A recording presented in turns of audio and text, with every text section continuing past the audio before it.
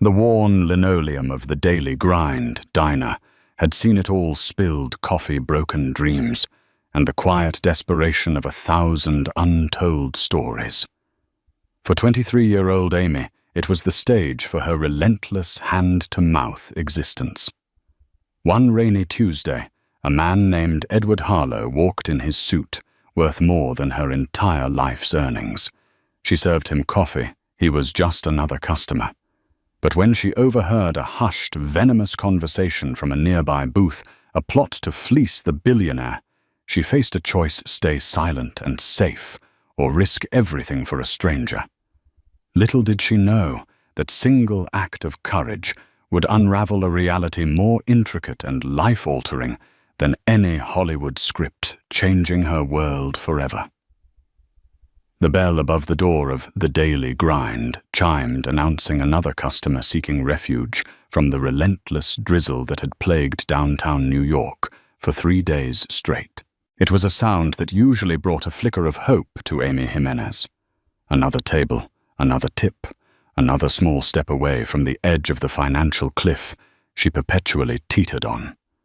But today, a gnawing exhaustion had settled deep into her bones, a weariness that no amount of caffeine could seem to penetrate.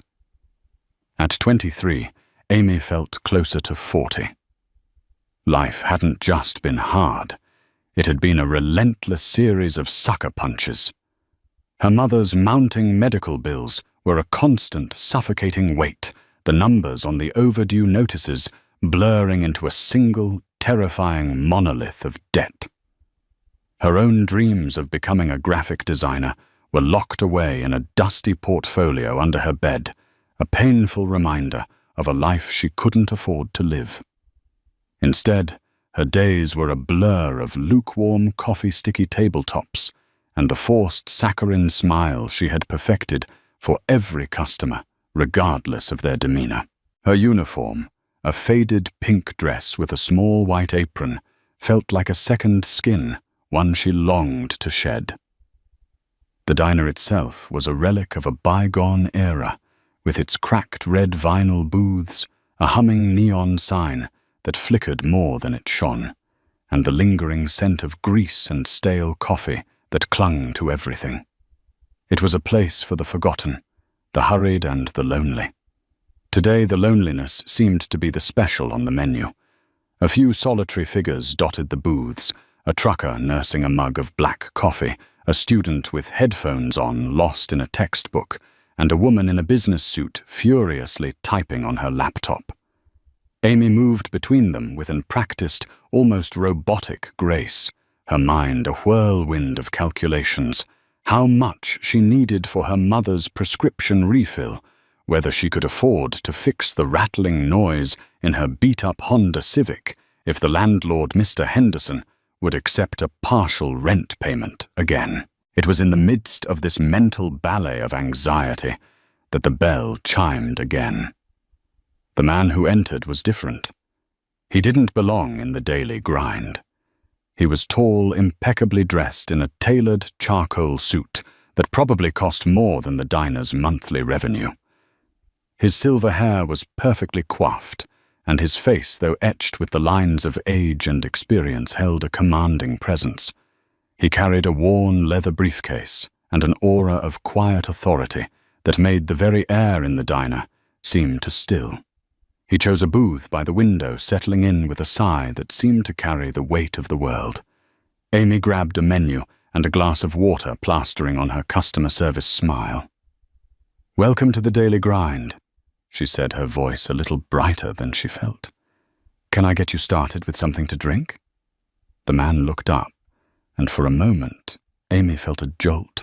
His eyes, a startlingly clear shade of blue, seemed to see right through her carefully constructed facade. They held a deep, melancholic wisdom, a hint of a past filled with both triumphs and regrets. "Just a black coffee, please," he said, his voice a low, resonant baritone. He glanced at the menu, a faint, almost imperceptible smile touching his lips. "And a slice of your apple pie. If it's half as good as the smell in here, I'm in for a treat." Amy nodded, scribbling on her notepad. "Best in the city," she said, the familiar line rolling off her tongue with practiced ease. "Be right back with your coffee." As she turned away, she couldn't shake the feeling of being seen, truly seen, for the first time in a long time. It was an unsettling sensation, one that both intrigued and unnerved her. She returned with a steaming mug of coffee and a generous slice of pie. The man who she now knew from the name engraved on his briefcase as Edward Harlow thanked her with a genuine warmth that was a stark contrast to the transactional nature of most of her interactions. As the afternoon wore on, the diner remained quiet. Mr. Harlow nursed his coffee, staring out at the rain-streaked street, lost in thought. Amy found her eyes drifting towards him more than once. There was a story there, she knew, a story far more complex than the simple narrative of a wealthy man stopping for a slice of pie. It was during one of these stolen glances that two men entered the diner. They were a stark contrast to the quiet dignity of Mr. Harlow. Dressed in flashy, ill-fitting suits, they exuded an air of cheap cologne and predatory confidence. They slid into the booth directly behind Mr. Harlow, their voices a low, conspiratorial murmur. Amy, busy wiping down the counter, tried to ignore them. But then a name spoken with a venomous hiss cut through the diner's quiet hum. Harlow. Her hand stilled. Her heart began to beat a little faster. She subtly moved closer, pretending to be engrossed in cleaning the coffee machine, her ears straining to catch their words. "He's a sitting duck," the first man, a burly figure with a thick neck and a gravelly voice, gloated. "Old man's been liquidating assets for months, moving everything into that new charitable foundation of his. A real bleeding heart. And a perfect target," the second man, thinner and more weaselly, added with a snide laugh. "He's emotionally vulnerable. His wife Eleanor passed away last year. He's been looking for a way to honor her memory. Our Eleanor Harlow Foundation for Aspiring Artists is just the ticket." Amy felt a chill run down her spine. The Eleanor Harlow Foundation for Aspiring Artists.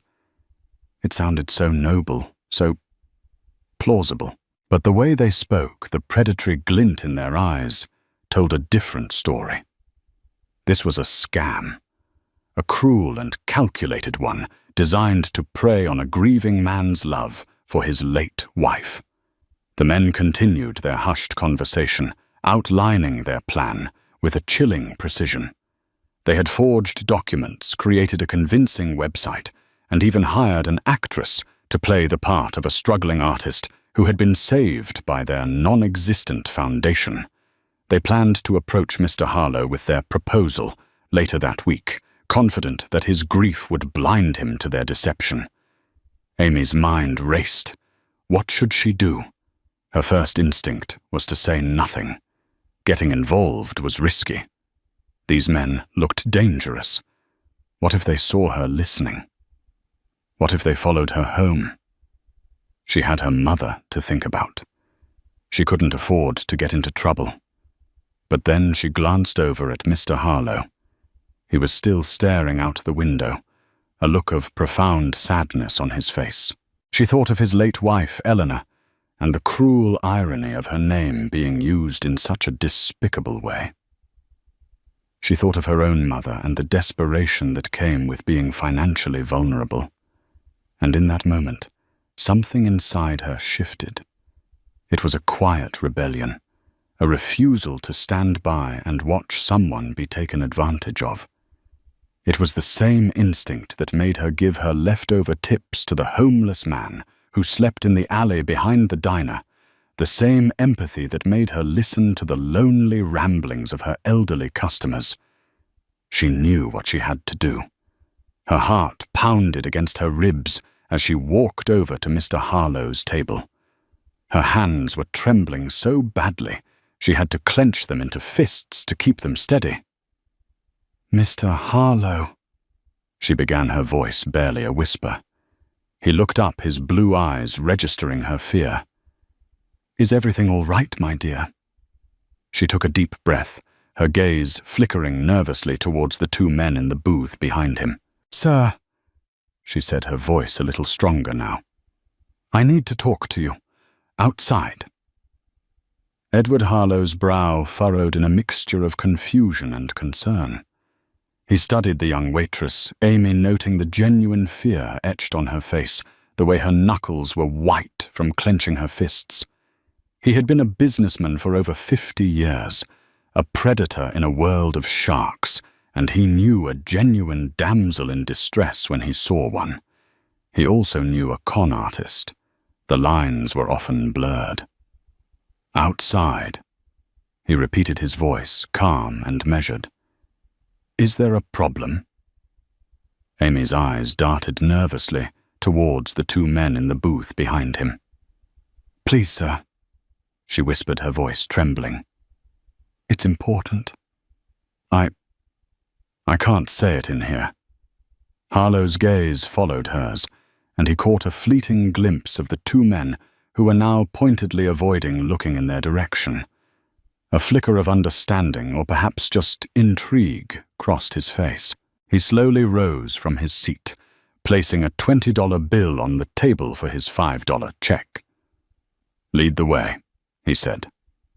Amy led him out of the diner, the cool, damp air, a welcome shock to her heated skin.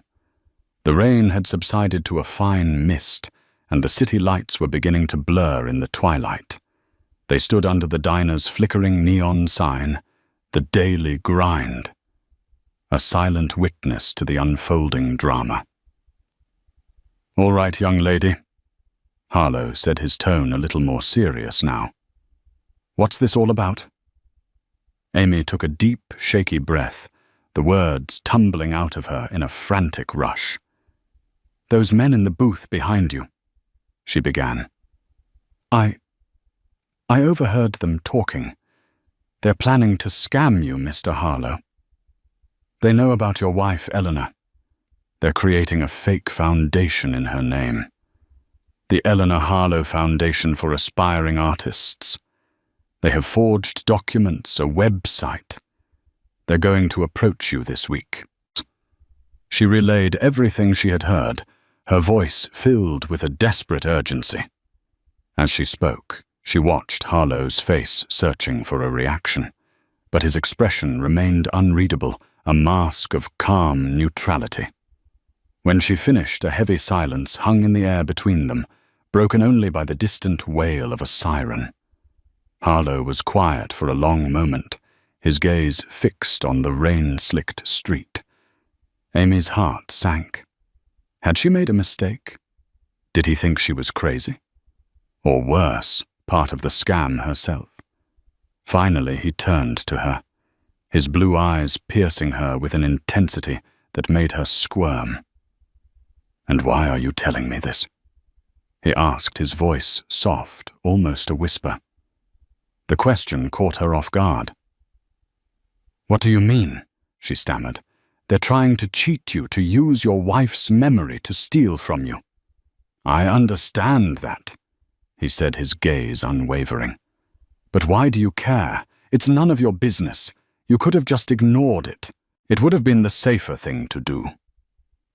Amy was taken aback by his directness. She thought about her mother, her debts, the precariousness of her own life. He was right. It would have been safer to stay silent. But as she looked at this man, a stranger who had shown her a small kindness, she knew she couldn't have lived with herself if she had. I don't know, she admitted, her voice barely audible. It wasn't right. What they were planning to do, it was cruel. And you looked so sad sitting in there all alone. I couldn't just let it happen. A flicker of something, surprise, admiration, crossed Harlow's face. He reached into his pocket and pulled out a sleek black business card. My personal cell number is on there, he said, handing it to her. I may need to speak with you again. Will you be working tomorrow? Amy nodded, still a little dazed. Yes, sir. My usual shift, 12 to 8. Good, he said. He then did something that surprised her even more. He reached out and gently placed a hand on her shoulder. Thank you, Amy, he said, his voice laced with a sincerity that sent a shiver down her spine. You've done a very brave thing. And with that he turned and walked away, disappearing into the crowded New York street, leaving Amy standing under the flickering neon sign, the business card clutched in her hand, her heart a tumultuous mix of fear and a strange, unfamiliar sense of hope. The rest of her shift passed in a blur. The two men left the diner shortly after Mr. Harlow casting her a suspicious glare as they walked out. Amy did her best to appear nonchalant, but her hands wouldn't stop trembling. Had they seen her talking to him? Did they know she had exposed their plan? That night, sleep offered her no respite. Her dreams were a chaotic montage of her mother's worried face, Mr. Henderson's angry voice demanding the rent, and the two men from the diner, their faces twisted in menacing sneers. She woke up in a cold sweat, the first rays of dawn painting her small apartment in a pale, ghostly light. Walking to the diner that morning, every shadow seemed to harbor a threat, every passing car a potential danger. She half expected the two men to jump out from a dark alley to confront her, to hurt her. But the streets were empty, save for the usual morning commuters. The diner was a welcome, if not entirely comforting sight.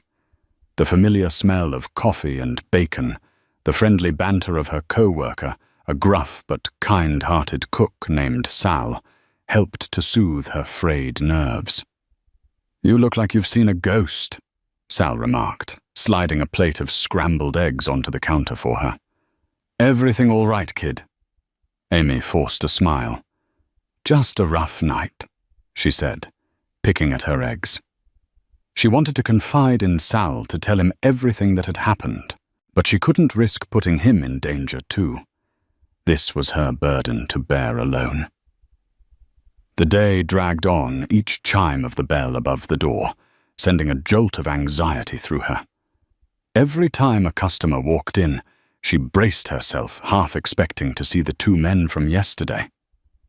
But they never came. As the afternoon rush began to die down, a sleek black limousine pulled up in front of the diner. The sight of it was so out of place in their humble neighborhood that it drew stares from everyone inside. The back door opened, and a man in a sharp suit stepped out. It wasn't Mr. Harlow. It was his driver.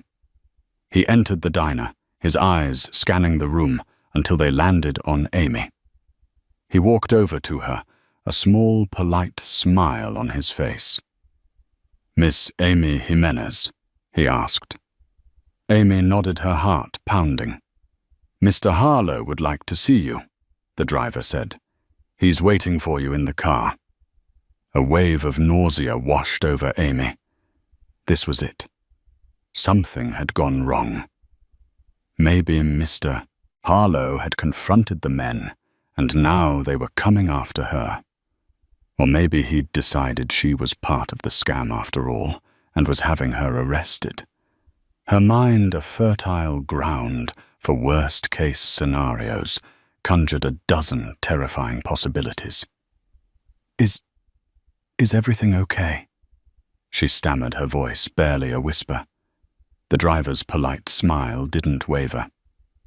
Everything is perfectly fine, miss. Mr. Harlow simply wishes to express his gratitude in person. Gratitude. The word hung in the air, a stark contrast to the fear that was gripping her. Sal, who had been watching the exchange with a mixture of curiosity and concern, gave her a reassuring nod. Go on, kid, he said. I'll cover for you." With a deep, shaky breath, Amy untied her apron and followed the driver out of the diner. The limousine was even more opulent up close, its polished black exterior reflecting the grey New York sky. The driver held the door open for her, and she slid into the plush leather interior, feeling completely out of place in her faded pink uniform. Mr. Harlow was sitting opposite her, looking out the window. He turned as she entered, a warm smile gracing his lips. "Amy," he said, his voice a comforting rumble. "Thank you for coming." "Mr. Harlow," she said, her voice still trembling slightly. I was so worried." He chuckled softly. "You have nothing to worry about, my dear. In fact, you have a great deal to be proud of." He reached for his leather briefcase, which was resting on the seat beside him. He opened it and took out a thick white envelope. "I believe this belongs to you," he said, handing it to her. Amy took the envelope, her fingers tracing the elegant embossed logo of a prestigious private bank. It felt heavy, substantial. With trembling hands, she opened it. Inside was a check. The amount written on it made her gasp. Her vision swam, and for a moment she thought she was going to faint. The number had 6 figures. It was more money than she had ever seen in her life, more than she could have ever dreamed of earning. I can't accept this," she stammered, her voice choked with emotion. It's too much." "Nonsense," Mr. Harlow said gently. "It's a small price to pay for what you did for me." "But I didn't do anything," she protested, tears welling up in her eyes. "I just told you what I heard." "You did more than that, Amy," he said, his voice growing serious. "You took a risk. You put yourself in potential danger to help a stranger. In my world, that kind of integrity is a rare and precious commodity. It's worth far more than what's written on that check." He leaned forward, his blue eyes locking with hers. "I want to tell you a story, Amy. The men you overheard in the diner, they weren't just planning to scam me. They were a test." Amy stared at him, completely bewildered. "A test?" He nodded. "For the past few months, I've been searching for someone to run my new charitable foundation. Not the fake one those men were peddling, but the real Eleanor Harlow Foundation. It's a multi-billion-dollar enterprise dedicated to supporting underprivileged artists and musicians, a cause that was very dear to my late wife's heart." He paused, a shadow of grief crossing his face. "Eleanor was the most compassionate person I've ever known. She had an uncanny ability to see the good in people, to look past their flaws and see their true character. After she passed, I felt lost. I knew I wanted to honor her memory with this foundation, but I couldn't find anyone I trusted to lead it. I needed someone with not just business acumen, but with a deep, unwavering sense of empathy and integrity. Someone like Eleanor." He sighed, a sound filled with a weary sadness. "So my advisors and I devised a series of unconventional tests. We staged scenarios like the one you witnessed to see how people would react. We've been doing this for months in different cities in different settings. We've encountered greed, apathy, and a whole lot of people who were more than happy to look the other way. You, Amy, you were the first person who passed the test." Amy was speechless. The events of the past 24 hours swirled in her mind, reforming into a new, unbelievable reality. The scam, the men her fear, it was all an elaborate charade. "But the men," she stammered, "they seemed so real." "They are actors," Mr. Harlow explained with a wry smile. "Very convincing ones, I might add. They'll be receiving a handsome bonus for their performance." Tears were now streaming freely down Amy's face, a mixture of relief, shock, and overwhelming gratitude. I don't know what to say, she whispered. You don't have to say anything. Mr. Wong, Harlow said, his voice thick with emotion. He reached across the small space between them, and to her utter surprise, pulled her into a warm, fatherly hug. Amy, who hadn't been hugged like that since her own father passed away when she was a child, dissolved into sobs, clinging to him like a lifeline. She cried for her mother, for her lost dreams, for the crushing weight of her poverty. And for the first time in a very long time, she cried tears of hope. They sat there for a long moment, the billionaire and the waitress. Two strangers brought together by an act of kindness, their lives forever intertwined. When she finally pulled away, wiping her tears with the back of her hand, Mr. Harlow was smiling at her, his eyes shining with a warmth that reached deep into her soul. The check is just a thank you, Amy, he said, a way to take care of your immediate needs, your mother's medical bills, your debts. Consider them taken care of. But I have another offer for you, a more permanent one. He leaned forward again, his expression earnest. I want you to come and work for me, Amy. I want you to help me run the Eleanor Harlow Foundation. I can teach you the business side of things, but I can't teach you to have a good heart. You already have that. It's the most important qualification for the job. Amy's mind reeled. It was an offer beyond her wildest dreams, a chance to not only escape her own circumstances, but to make a real difference in the world. But a sliver of doubt, a voice of insecurity, whispered in the back of her mind. But I have no experience, she said. I'm just a waitress. You are not just anything, Amy, Mr. Harlow said firmly. You are a woman of courage and compassion, and that is exactly what the world needs more of. What do you say? Amy looked down at the check in her hand, then back up at the kind, expectant face of the man who was offering her a new life, and for the first time she allowed herself to believe that she deserved it. Yes, she said, her voice clear and strong. Yes, Mr. Harlow, I would be honored. A broad, genuine smile spread across his face, a smile that seemed to erase years of grief and loneliness. Please, he said, his eyes twinkling. Call me Edward. The limousine ride back to the daily grind was a surreal experience for Amy. The world outside the tinted windows seemed both familiar and foreign. A city she had known her whole life, suddenly imbued with a new, vibrant energy. The weight of the check in her purse was a constant, tangible reminder of the incredible turn her life had just taken. But it was the offer of a new job, a new purpose that truly sent her mind reeling.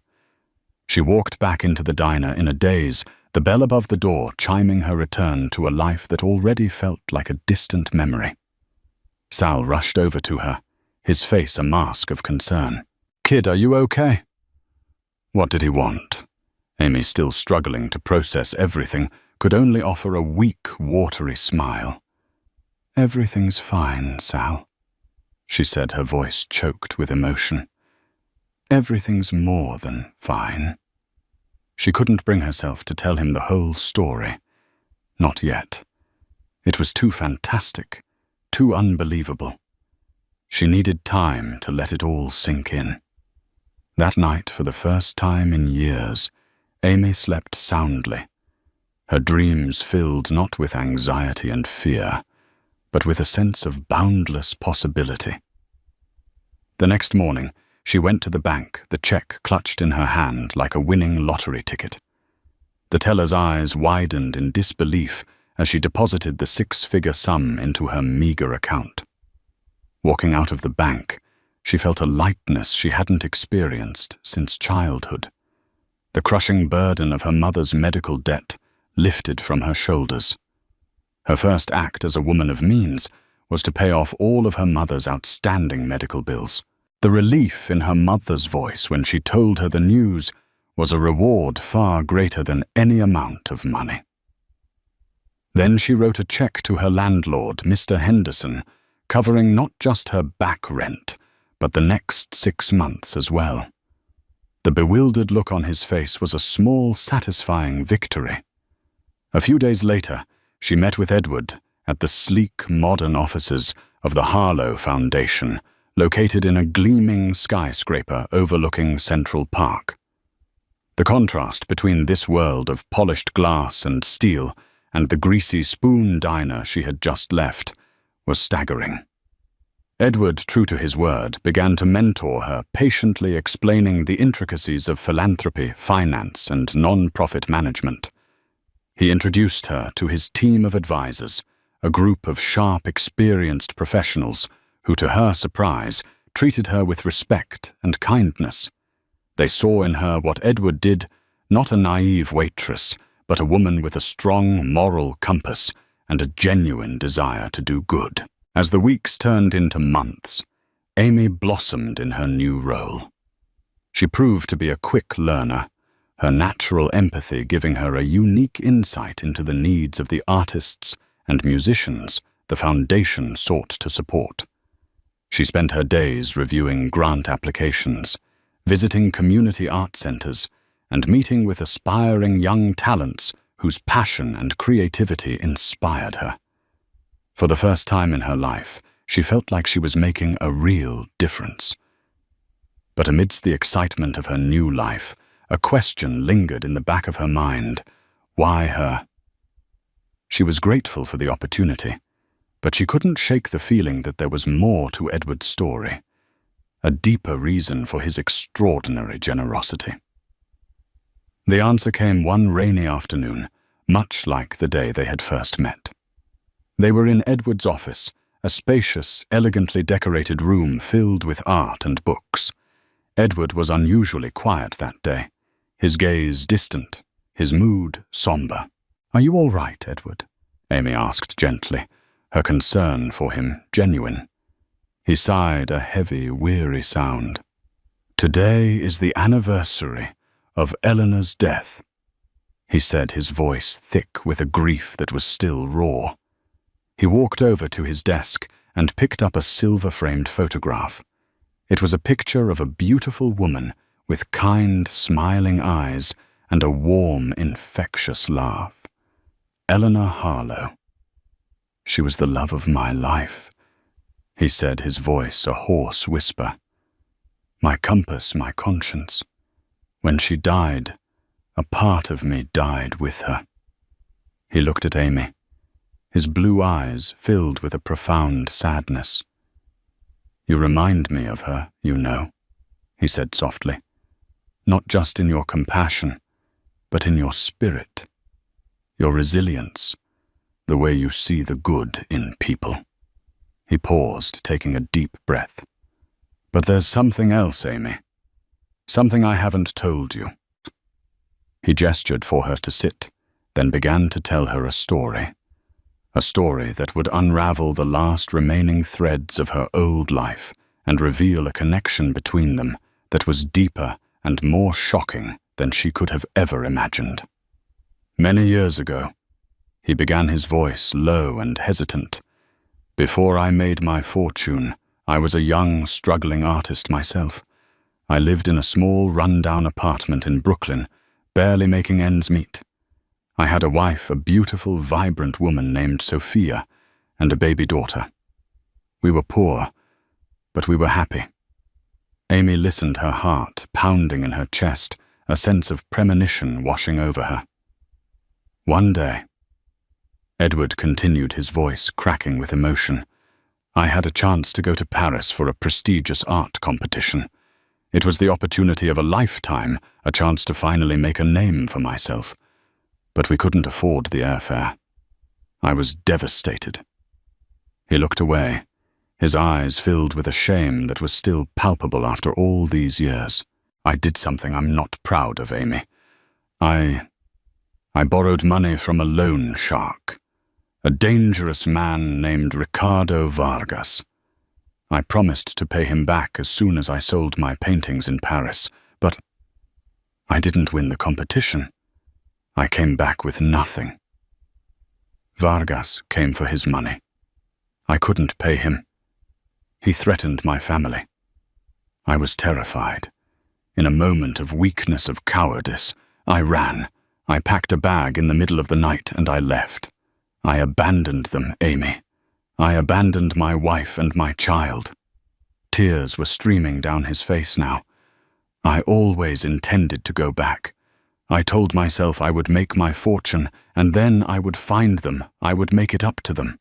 But by the time I had the means to do so, they were gone. Sophia had taken our daughter and disappeared. I hired private investigators, spent millions trying to find them. But it was like they had vanished from the face of the earth. He looked at Amy, his eyes pleading for understanding. My wife's name, her maiden name, was Jimenez. Sophia Jimenez. Amy's world tilted on its axis. Jimenez. Her mother's maiden name. The pieces of the puzzle, the fragments of her own half-remembered childhood, began to click into place.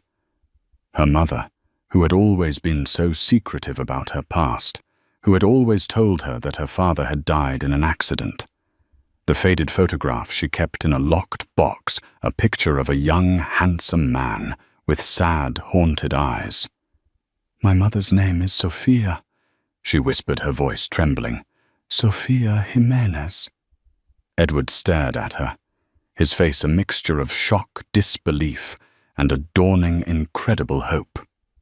He reached into his wallet and pulled out a small, tattered photograph, a picture of a young woman with a baby in her arms. The woman was a younger version of her mother, and the baby was her. In that moment, the truth in all its devastating and beautiful complexity fell into place. Edward Harlow, the billionaire, the philanthropist, her mentor, was her father. The man she had thought was dead. The man her mother had fled from all those years ago. The hug that followed was not one of gratitude or of mentorship. It was a hug of reunion, of forgiveness, of a love that had been lost and found again. They clung to each other, a father and daughter separated by time and tragedy, their tears mingling, washing away the pain of the past. The revelation that Edward Harlow was her father sent a seismic shockwave through Amy's life, rearranging the very foundations of her identity. The initial tearful reunion gave way to a period of quiet adjustment, a delicate dance of getting to know the man who was both a stranger and the missing piece of her life's puzzle. Edward, for his part, was overwhelmed with a mixture of joy and profound regret. He had spent decades haunted by the ghost of his past, by the family he had abandoned, to find his daughter, and to discover that she was the very woman whose integrity had so impressed him, felt like a miracle. A second chance he never believed he deserved. He arranged for a meeting with Sophia. It was a tense, emotionally charged reunion, held in the neutral territory of Amy's small apartment. Sophia, who had spent years building a new life for herself and her daughter, a life free from the fear and uncertainty of her past, was initially guarded, her eyes filled with the pain of a long-held betrayal.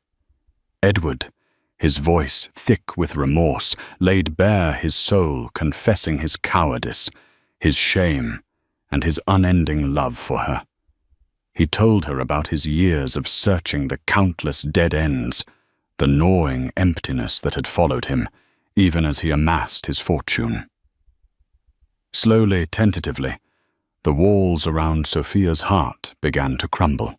She saw in his eyes not the reckless young man who had run away, but a man who had been broken by his own choices, a man who had paid a heavy price for his mistakes. Forgiveness did not come easily, but in the shared love for their daughter, they found a common ground, a starting point for healing the wounds of the past. As Amy and Edward began to build their newfound relationship, a new unforeseen conflict emerged. The news of their connection and of Amy's new role at the foundation did not go unnoticed.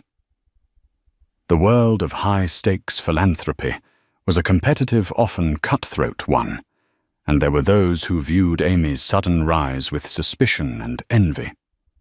The most vocal of these critics was a man named Julian Croft, a long-time board member of a rival foundation and a man who had once been a close friend and business associate of Edward's. Croft, a man whose ambition was matched only by his ruthlessness, had always been jealous of Edward's success, and he saw Amy as an easy target, a way to discredit his old rival. He began to subtly poison the well-spreading rumors and innuendos through the city's elite social circles. He painted Amy as an opportunist, a gold digger who had concocted an elaborate story to insinuate herself into Edward's life and fortune. He questioned her qualifications, her background, her very integrity. The whispers grew louder, fueled by the city's insatiable appetite for gossip and scandal. Tabloid newspapers began to run stories with sensational headlines. Waitress claims billionaire is long-lost father. The Cinderella scam is Harlow's heiress a fraud. Amy, who had just begun to feel a sense of belonging in her new world, was devastated. The accusations were a cruel echo of her old insecurities, a reminder of the life of poverty and struggle she had just escaped. She tried to ignore the rumors, to focus on her work, but the constant scrutiny, the whispers and stares, began to take their toll. The conflict came to a head at the Foundation's annual fundraising gala, a lavish event attended by the city's most powerful and influential figures. It was supposed to be Amy's official debut, a night to celebrate her new role and the Foundation's work. Instead, it became a trial by fire. Croft, emboldened by the media attention, chose this public stage to launch his most direct attack. During the evening's speeches, he took the microphone and, under the guise of a friendly toast, delivered a thinly veiled diatribe against Edward and Amy. "It's truly a remarkable story," he began, his voice dripping with sarcasm. "A story of a long-lost daughter, a chance reunion, a rags-to-riches fairy tale. It's the kind of story that sells newspapers, the kind of story that, well, let's just say it's a story that requires a certain leap of faith." A hush fell over the room. All eyes were on Amy, who stood frozen on the dais, her face pale, her hands trembling. Edward, his face a mask of fury, made a move to intervene, but Amy put a hand on his arm, stopping him. In that moment, something inside her snapped. It was the same quiet rebellion that had made her warn a stranger in a diner, the same resilience that had helped her survive a lifetime of hardship. She would not be a victim. She would not let this man or anyone else define her. She walked to the podium, her steps steady, her gaze unwavering. She looked out at the sea of faces, at the skeptical eyes and the whispering lips. And then she began to speak, her voice clear and strong, filled with a conviction that silenced the room. "Mr. Croft is right," she began, her words ringing with an unexpected confidence. "It is a remarkable story. It's a story about a young woman who worked in a diner, who worried about paying her mother's medical bills, who dreamed of a life she never thought she could have. It's a story about a man who made a mistake, a man who spent a lifetime trying to atone for it. And it's a story about the power of forgiveness, of second chances, of the unbreakable bond between a father and a daughter." She paused, her eyes locking with Croft's. "You can question my qualifications. You can question my background. You can even question my story, but you cannot question my integrity, because my integrity is the one thing I have that was not given to me. It's the one thing I earned, and it is not for sale." She then did something that no one expected. She looked out at the audience, at the wealthy donors and the powerful philanthropists, and she spoke to them not as a billionaire's daughter, but as the waitress she once was. "I know what it's like to be invisible," she said, her voice filled with a raw, emotional honesty. "To be overlooked, to be judged, to be dismissed. There are millions of people out there just like I was, people with dreams and talents, and so much to offer the world, if only someone would give them a chance. That is what the Eleanor Harlow Foundation is about. It's about giving people a chance. It's about seeing the potential in a struggling artist, a young musician, a waitress in a diner." Her words hung in the air, a powerful testament to her journey, to her character. A spontaneous applause erupted in the room, a wave of support that drowned out the whispers and the doubts. Croft, his face flushed with humiliation, stood silently defeated. In that moment, Amy was no longer just Edward Harlow's daughter. She was her own woman, a leader, a force to be reckoned with. She had faced her own scam, her own test, and she had emerged victorious, her spirit not just intact, but stronger than ever before. The silence that followed Amy's speech at the gala was absolute. It was a dense, heavy quiet, a vacuum that had sucked all the air and whispers out of the grand ballroom. For a heart-stopping moment, Amy felt a surge of panic, a fear that she had misjudged everything, that her raw honesty had been a fatal error. Then from the back of the room, a single person began to clap. It was a slow, deliberate sound that was quickly joined by another and another, until the entire room erupted in a thunderous, sustained ovation. It wasn't just polite applause. It was a roar of approval, a wave of genuine emotion that washed over her, validating every word she had spoken. Julian Croft stood frozen amidst the applause, his face a mottled canvas of scarlet and white. The wave of support for Amy was a public repudiation of his attack, a social guillotine that severed him from the very world he so desperately sought to dominate. He turned his movements stiff and jerky, and all but fled the ballroom, a man undone not by a corporate takeover or a financial blow, but by the simple, unassailable truth spoken by a former waitress. The gala became the stuff of legend in the city's philanthropic circles. It marked a turning point, not just for Amy, but for the foundation itself. Her story, now framed by her own courage and eloquence, captured the public imagination. Donations which had been steady became a flood. Checks arrived with notes attached praising her integrity. Influential patrons who had once kept a wary distance now actively sought partnerships. Amy, who had so recently been a subject of gossip, was now hailed as a new, authentic voice in a world often criticized for its detachment. With the cloud of suspicion vanquished, the space it left was filled with the light of a new beginning. The relationship between Amy and Edward, now unburdened, settled into a comfortable, loving rhythm.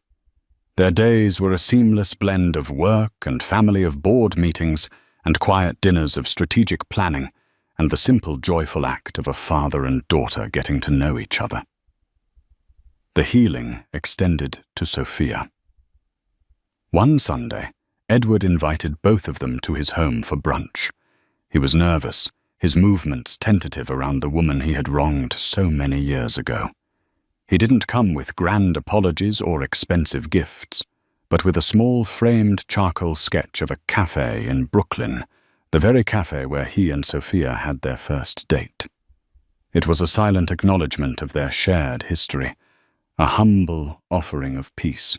As she watched Amy and Edward laugh over a shared memory, a genuine, unforced laugh that reached their eyes. Sophia felt the last tightly coiled knot of resentment in her heart finally begin to unwind. She saw not the ghost of the boy who had abandoned her, but a man who adored their daughter, a man whose regret was as profound as his love. That afternoon, as she accepted a cup of tea from his hand, a slow, true smile touched her lips. Forgiveness wasn't a single event, but a quiet, unfolding process, and it had finally found its season. It was Amy who first proposed the Daily Grind grant. In a board meeting surrounded by seasoned financial experts and veteran philanthropists, she laid out her vision. "We fund a lot of incredible talent," she said, her voice steady and sure. "But we're often looking at people who have already found a foothold, who have a portfolio, who know how to navigate this world. I want to find the ones who don't. The ones who are sketching on napkins during their lunch break, who are writing songs on the subway, who have the talent but not a single connection. The ones who are invisible." The program was approved unanimously. Amy poured her heart into it personally, reviewing applications and meeting with the finalists. During one interview, she sat across from a young man named Leo, a brilliant painter who worked 2 janitorial jobs to support his family. He was nervous, his hands stained with paint and grime, his portfolio filled with breathtaking canvases created in a cramped corner of his basement apartment. Amy saw her own past in his anxious eyes, the same desperation, the same burning, almost hopeless dream. "Leo," she said gently, pushing the formal application aside. "Your work is extraordinary. But tell me, what would this grant really mean for you?" He looked down at his hands. "It would mean I could quit one of my jobs," he whispered. "It would mean I could buy my daughter a proper bed. It would mean I could believe in this." He gestured to his portfolio, "just for a little while." "We believe in it," Amy said, her voice thick with emotion. "And we believe in you." A year to the day after their reunion, Edward's limousine pulled up in front of the Daily Grind. The neon sign still hummed, the scent of coffee and bacon still hung in the air. As Amy stepped inside, it felt like visiting a past life. Sal was wiping down the counter. He looked up, and a huge grin split his face. "Well, look what the cat dragged in," he boomed, rounding the counter, to pull her into a fierce, fatherly hug. "Heard you're a real big shot now, kid. Don't forget us, little people." "Never, Sal." She laughed, her heart swelling with affection. "I'm still just Amy." They sat in the same booth by the window, the vinyl still cracked the tabletop, still bearing the faint, sticky rings of 1,000 coffee mugs. Outside, the autumn leaves swirled in the crisp air. It was a world away from the dreary rain of that first day. Amy looked around the diner at the tired trucker, the student with headphones, the hurried waitress who was a younger version of herself. A profound sense of gratitude washed over her. This place was not a memory of hardship, but the crucible that had forged her. "I owe this place everything," she said softly, turning to Edward. "I owe it you." Edward reached across the table, his hand covering hers. His touch was warm and firm, an anchor in the swirling currents of her life. "I'm the one who is in your debt. Amy," he said, his voice deep with an emotion that transcended gratitude. "You didn't just save me from a scam. You saved me from a life of lonely regret.